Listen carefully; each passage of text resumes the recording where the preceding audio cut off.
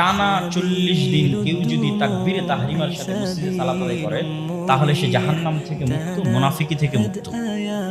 এটা কিন্তু এমনি বলা হয়নি, এটা সাইকোলজিক্যালি উনি জানেন।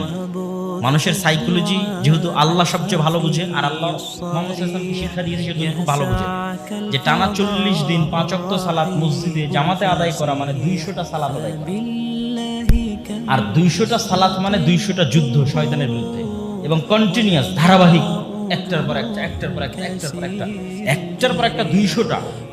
যখন 200 ওয়াক্ত সালাত আপনি মসজিদে চলে আসলেন, তখন অন্তত আপনি সাথে সাথেই কোনো কাজ করবেন না। ওই বন্ধু এসে বললো চল আড্ডায় যাই, এইটা আর আপনার দ্বারা হবে না। কেন? আপনার অন্তর প্রশিক্ষণ প্রাপ্ত হয়ে গেছে, আপনার অন্তরের উপর আপনার কন্ট্রোল প্রতিষ্ঠিত হয়ে গেছে। এখন আপনি বলবেন আচ্ছা থাম, আমি 5 মিনিট ভাবি আজকে যাবো কিনা, এখানে কমেন্টস করবো কিনা আমি একটু 10 মিনিট ভাবি, আজকে বন্ধুর সাথে সিগারেট খাবো কিনা একটু 10 মিনিট ভাবি, আজকে অমুক মেয়েকে ফোন করবো কিনা, মেসেজ দিব কিনা একটু 5 মিনিট ভাবি, তারপরে মেসেজ দেবো, ফোন দেবো। মানে এখন আপনার নাফসের উপর আপনার কন্ট্রোল ক্ষমতা প্রতিষ্ঠিত।